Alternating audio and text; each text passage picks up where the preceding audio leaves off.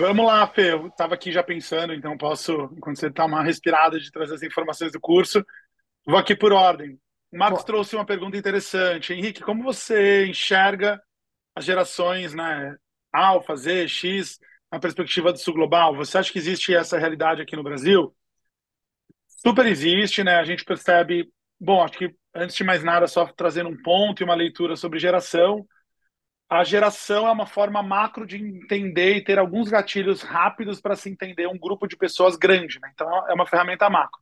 Quando a gente começa a granularizar muito, as gerações elas começam a se diluir, porque aí a gente tem uma série de recortes que dizem respeito a particularidades, né?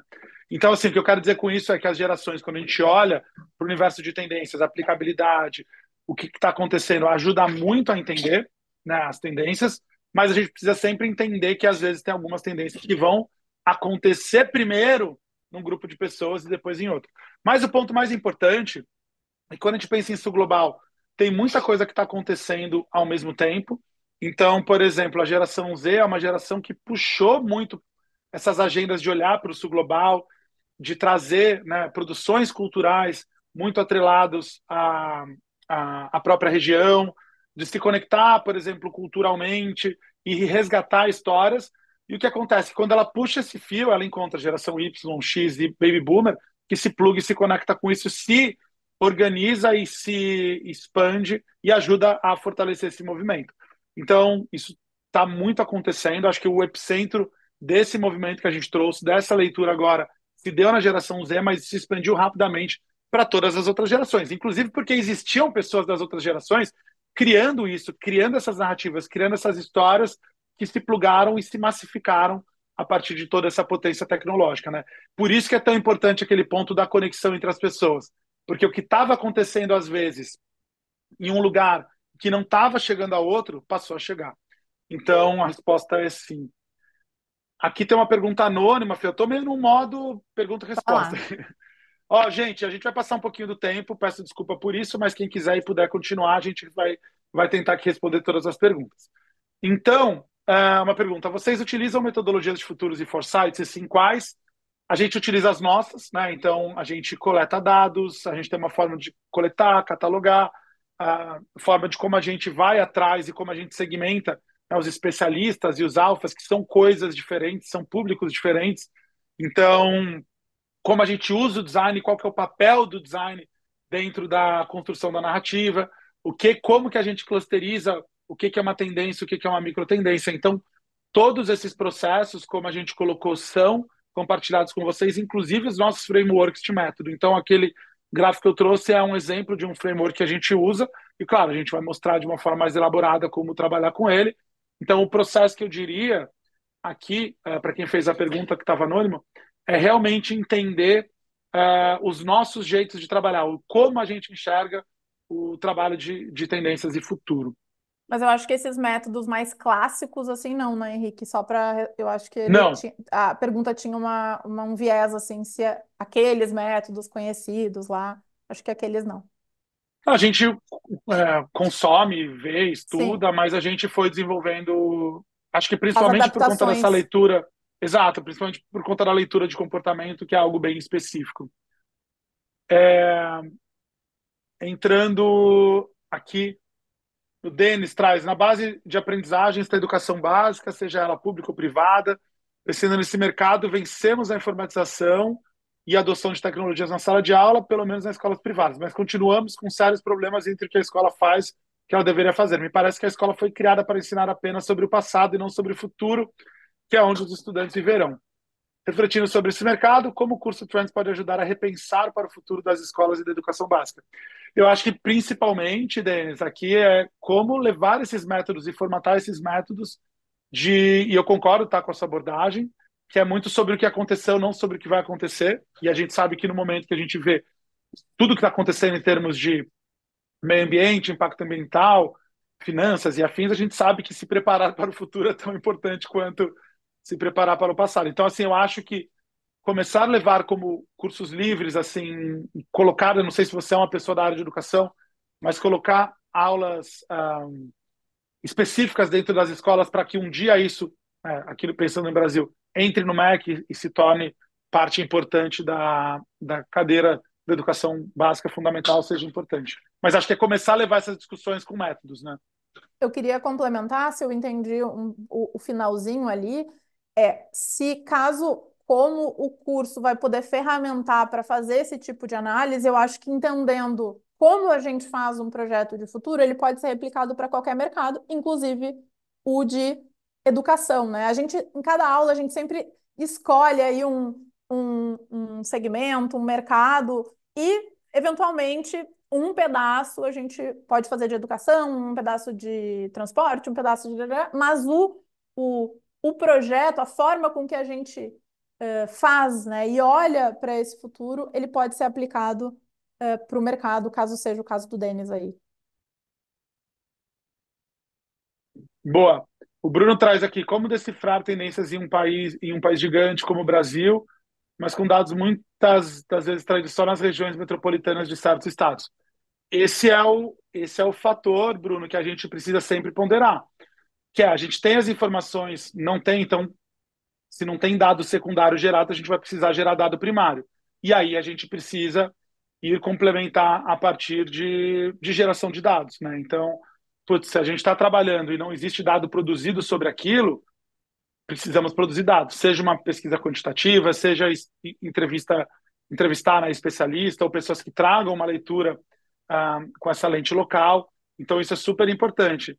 Um desk research, né, uma pesquisa de internet, pode nos trazer informações muito importantes e fundamentais para um estudo, mas às vezes ela não existem dados produzidos e aí tem que ir para a fonte primária de informação. Uh, Fernanda traz, para os povos ancestrais, passados, presente e futuro estão interligados sem separação clara entre eles. Considerando essa visão, olhar para o futuro e as tendências deve sempre estar em diálogo com o presente. Isso se conecta com a frase do Krenak, futuro é ancestral. Fernanda, eu diria que é super interessante essa abordagem de temporal, né? E é impressionante como tem muitas formas de se entender os tempos, né? Presente, futuro e afins. Mas aqui a gente traz uma organização pensada em aplicação para o mercado. Então a gente também alinha alguns conceitos, pensando que vai ter alguma leitura e alguma aplicabilidade dentro dos nossos projetos. Sobre o futuro ser ancestral, o que a gente começa a perceber é que, de fato, quanto mais a gente olha para as culturas ancestrais, mais a gente resgata como tinham olhares e práticas muito mais positivas em termos de construções de futuros positivos. Então, isso é super importante. E dentro da leitura dele, faz muito sentido. Mas aqui, a nossa temporalidade, a gente trabalha com o presente, né, sendo o hoje, o futuro que a gente vai construir, o passado, como que aconteceu e pode nos trazer impactos importantes. O que a gente dissocia aqui, Fernanda, pensando só em métodos mais tradicionais de futurologia, é que muitas vezes o que acaba acontecendo é que o futuro é alocado lá na frente com decisões que podem ser tomadas lá na frente. E isso a gente acredita que não existe. A gente precisa tomar decisões e ter ações no presente que tragam esses impactos e assegurem que isso vai acontecer. E aqui observando que a cultura brasileira muitas vezes se espelha em tendências vindas do norte global.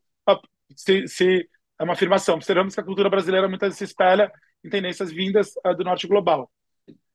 Na sua opinião, estudar essas culturas pode ser uma forma eficaz de prever comportamentos e tendências no Brasil? Eu diria que não prever, mas saber o que está acontecendo e sendo construído globalmente, principalmente no norte, é importante. Né? Tem um volume, acho que ali a pergunta que foi feita anteriormente, tem muita coisa sendo produzida no norte global. Então, portais de tendências, coberturas, meio especializados. Então, é super importante saber. Mas isso não vai permitir a gente prever o que vai acontecer. Isso faz com que a gente depois tenha que baixar uma camada, entender o que disso decanta ou se conecta com a localidade, por isso o local é tão importante. E aí sim a gente vai ver o que vai ter aplicabilidade, que faz sentido ser construído no Brasil. Eu gosto muito dessa palavra tradução, às vezes, porque o exemplo da saudabilidade, ele é uma tendência global, mas o entendimento do que é saudabilidade, né, do que é ser saudável, ela é diferente em diferentes lugares. Então, muitas vezes eu acho que a tendência, a macro tendência, ela é a mesma, mas a tradução, ela tem tem corpo diferente, assim. Ô, Fê, por causa do Hum. tempo, será que a gente responde mais alguma? Ou será que a gente responde essa e manda para as pessoas? Ou vamos Tem, responder? tem a Rafaela e a Karina e o Marcos, e depois acho que a gente vamos só terminar aqui, eu Boa, acho, essas. Mas, gente, a partir de agora, fechou aqui, tá? São só essas três. boa. Então vamos lá. Rafaela traz, ótimo webinar, pessoal. Quando você fala em pessoas e mercado, Henrique, como encontrar, entender realmente quem são essas pessoas que influenciam comportamentos em uma era em que há muitas influências e talvez até mesmo uma resistência a essa ideia de influencer como conhecida E, hoje? Rafaela, tu vai ter que fazer o curso. Eu tô aqui, gente, desculpa, tem um Um cachorro que cachorro. não aguenta mais, vem conhecer todo mundo aqui, ó. Ele não aguenta mais me esperar aqui. Então É pronto, deu uma oi. homenagem para quem fez o unboxing pet. Mas vamos lá.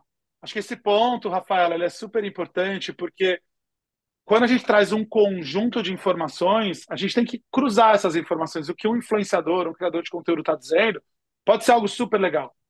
Mas existem outras informações que, cruzadas com isso, mostrem ou evidenciem que tem algo que de fato vá, ou que está sendo construído, ou que vai ser construído.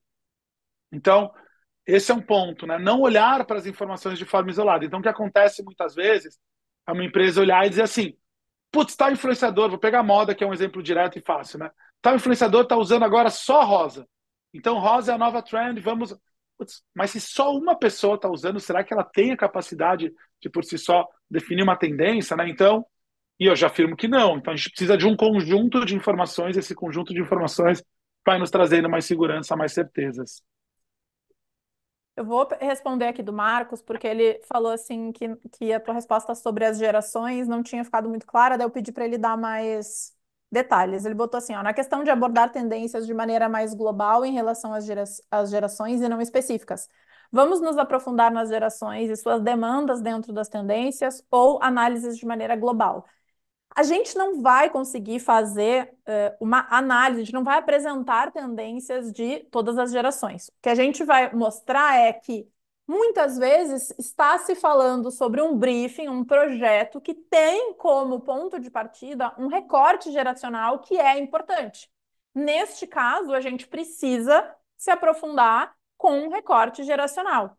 Mas a estrutura do programa do Trends, ela não é uma estrutura que vai apresentar tendências para diferentes gerações. Então, a gente às vezes tem briefings que são sobre, sei lá, futuro da alimentação, de uma forma mais geral. Ao contrário, eu tenho briefings que é a alimentação da geração Z, sei lá, a geração alfa. Então, a gente, neste caso, tem um aprofundamento geracional. Então, eu diria, Marcos, que o curso ele vai trazer esse cruzamento do ponto de vista de projeto, quando for importante, o que você faz com isso, mas ele não vai abordar tendências a partir de gerações. A gente não vai fazer uma apresentação sobre tendências dentro do curso. Se é que agora talvez tenha ficado mais claro. E aqui o que a gente traz hoje, quando a gente olha de forma mais ampla, é, é que hoje, quando a gente começa a trabalhar com, com gerações e atender um pouco do meu ponto ali, que acho que não tinha ficado claro, é que tem tendências que abastecem mais uma geração, só que não exclui as outras gerações disso, né? Então, por exemplo, outro dia eu estava trabalhando com o mercado financeiro e estava se falando em criar programas de educação financeira para a geração Alpha e Z.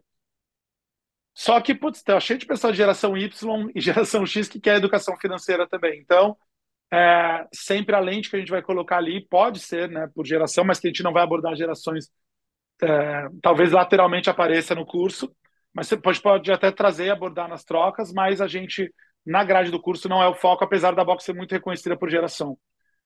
A Karim traz aqui, Agora sim é a última. é,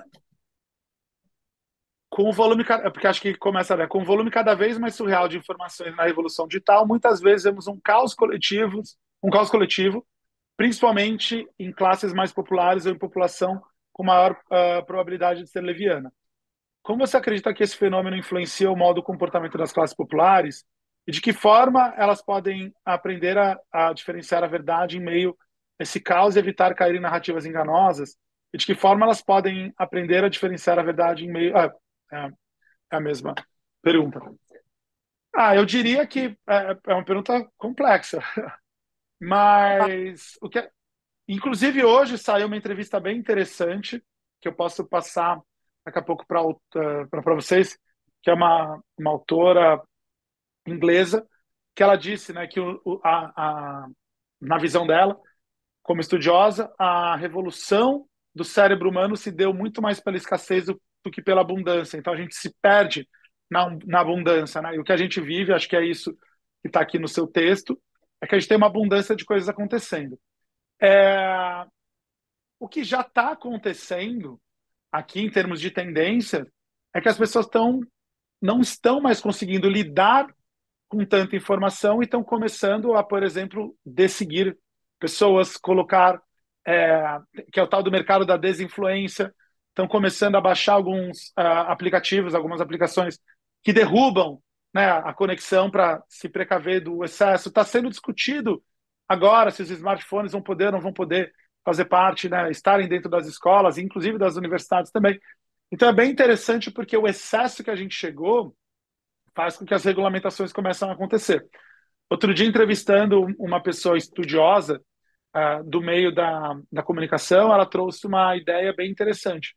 Estou colocando na voz dela, não na minha. Que ela falou assim: bom, tem uma série de indústrias que nasceram, tem regulamentação. Por exemplo, o cigarro, o tabaco, indústria alcoólica que de repente perdeu a regulamentação e tal. E era uma coisa que, para quem lembra, quem já viajou de avião nos anos 90, podia se fumar dentro de um avião, né? Podia se fumar em quase todos os lugares. Quando se proibiu fumar dentro de restaurantes, parecia uma coisa super estranha. Então, na verdade, os excessos fizeram com que, as regras fossem acontecendo e nascendo. E talvez seja isso que a gente esteja começando a viver com essa era da hiperinformação. Mas aqui são só algumas. Você vê que para eu compor a resposta, eu fui trazendo um conjunto de informações e não algo isolado. Então é assim que a gente tenta concatenar as nossas tendências, as nossas respostas. E eu, Então é eu isso. acho que essa pergunta da Karen é a gente estava até conversando ontem o quanto a gente. Ontem, não, antes da gente entrar aqui no webinar, o quanto a gente está aprendendo a lidar com isso, né? O quanto, por exemplo, os debates políticos nos ajudam a entender como é que as pessoas estão lidando com as informações, construção de influenciadores, de não influenciadores. É realmente. Acho que ainda não tem uma resposta fechada, sabe? É algo que daria uma boa de uma aula interativa, com muita